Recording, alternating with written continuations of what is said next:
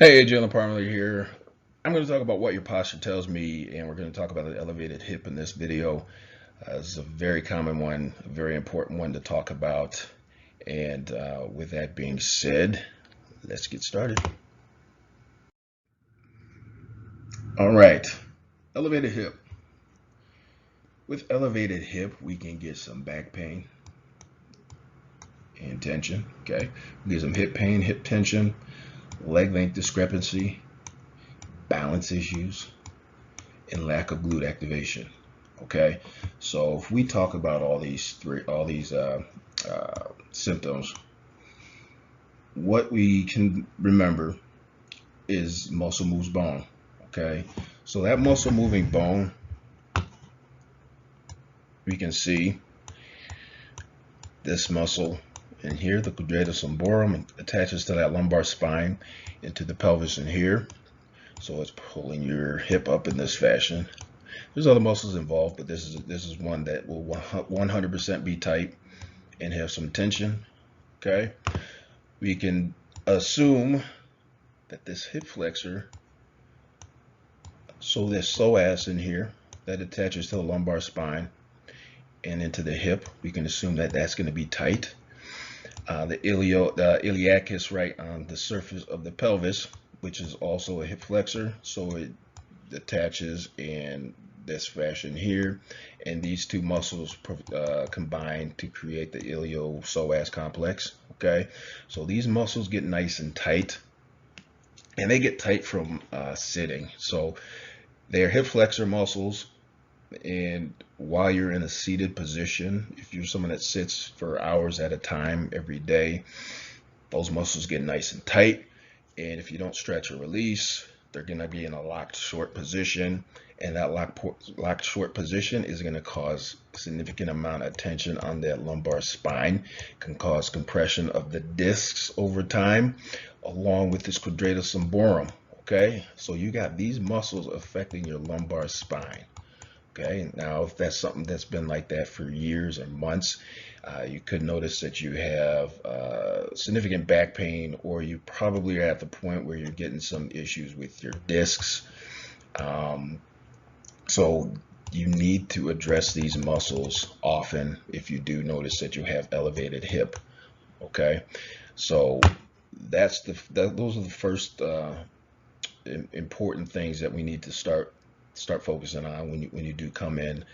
This muscle is very uncomfortable and painful to get worked on. Many of you have had it worked on, so you know. QL is also a very tender muscle if it is on the shortened side. It can be painful on the weakened side as well, but you're definitely going to have some tenderness on that shortened side in that QL. So we can work on those. We can also assume that we're going to have some balance issues. Okay, so the balance issues are due to the tightness in the quadratus lumborum. We're going to have some weakness in that glute medius. So the glute medius sits on the posterior side of that pelvis there, and the adductors are attaching to the femur and hip. Okay, right down here at the hip, and they provide lateral balance, okay, together. So all three of those provide lateral balance. And if you stand on one leg and you remain upright, that's those three muscles activating. I mean, there's others involved, but those three muscles are activating to keep you upright. And if you notice that you stand on one leg and the hip drops, that's a sign that you have some glute medius weakness. Okay, so that glute medius is probably weak, which is causing some added tension in your quadratus lumborum, and we can assume that your adductors are tight from your leg coming in an inward fashion from you standing on that one leg. Okay, this muscle is one that you won't feel tension unless you get some palpation on there. So if you press on it or you roll it out, you'll probably notice it's pretty tender. But it's when you really have to start paying attention to that quadratus lumborum if you do notice that you do have lateral balance issues. Okay, and with that being said, we're also going to work on strengthening your glute medius. Okay, so get some strength back in there. and get some release in this quadratus lumborum on this side here to create a better lateral balance on this side. All right, so that's another thing that's important and that needs to be addressed with this posture, along with leg length discrepancy. Okay, so you got to imagine if this hip is getting pulled in this fashion here, how is that going to affect the rest of your leg? Okay, so it's going to pull it up in this fashion. Okay, so with that being said, anybody that has come in with leg length discrepancy, they're going to have more glute density on one side versus the other. Okay, so one glute is going to be more active than the other side. All right, and a big reason for that is due to the tension that's formed on with the hip flexors. Okay, so if your hip flexors are shortened, they're going to prevent first they're going to restrict range of motion. Okay, and the range of motion that they're going to restrict is hip extension. Okay, so your glutes provide hip extension along with your lumbar spine and your hamstrings. But if your hip flexors are too tight, they're going to prevent that glute from activating. Okay, so you're not going to kick that leg back as far because you're being restricted from the front. All right, so that's a relationship that's very common in a lot of you in terms of muscle imbalance. You got one side that's very tight and it's preventing activation on the other side, so you get that muscle imbalance, and you get significantly weaker muscles on one side versus the other, which anytime you have that muscle imbalance or muscle weakness, you are 100% gonna start having some type of pain. Okay, anytime there's weakness, anytime there's imbalance, it's gonna ultimately lead to pain. Okay, so we need to work on releasing the tightness and strengthening the weakness. Okay, that's something that has to be done if you ever want to get better. If you ever want to manage pain, correct posture, that is something that always will have to be done consistently in order to fix it, in order to correct it. Okay, because I promise you, nothing will be solved unless those are done consistently. All right, so we can know that we need to release the hip flexors in order to activate and strengthen the extensors. And along with that, we got to release the adductors in here. Okay, so we're releasing here.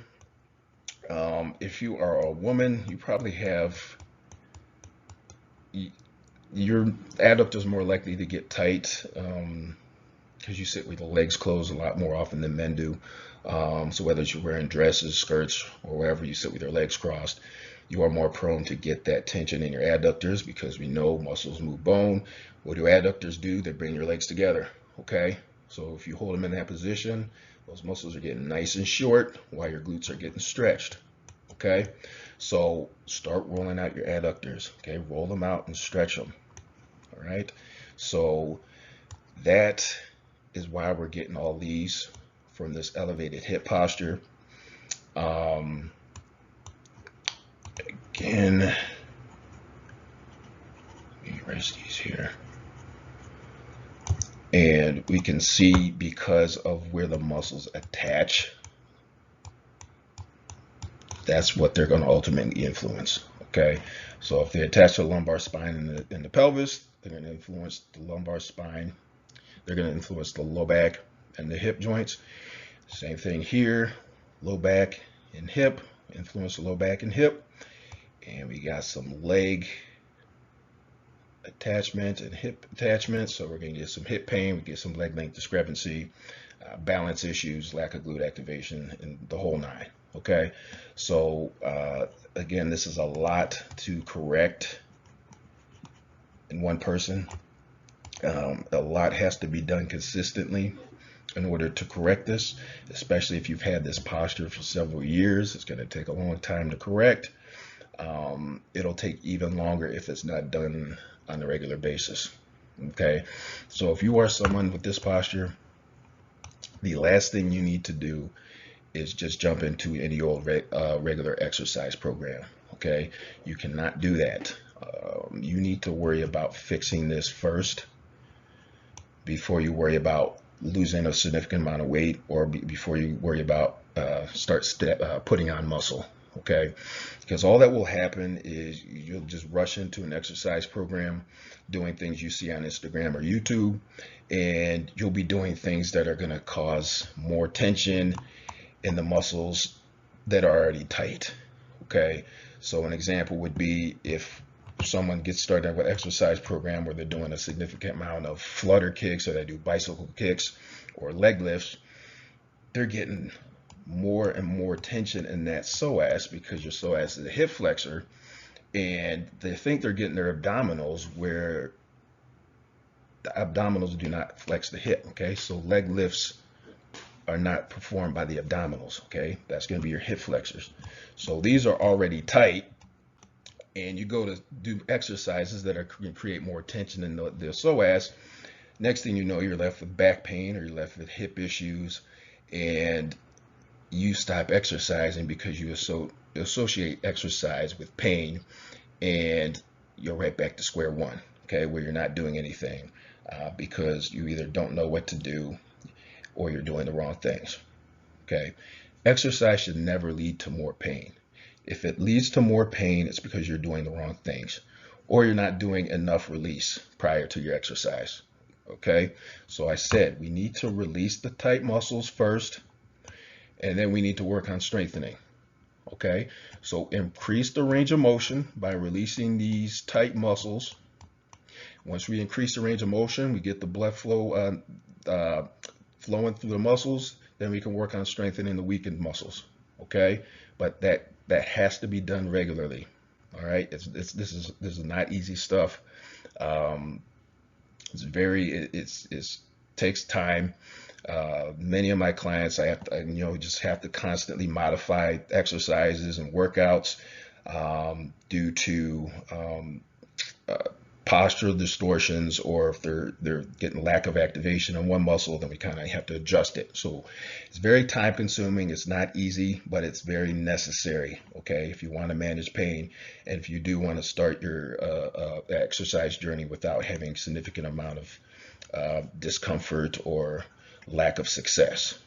Okay, don't follow people that are doing stuff, they've been doing stuff for years and years, and think that it's stuff that you can or should be doing, because you probably should not. Okay, worry about correcting the problems first, then you can worry about the rest after that's managed.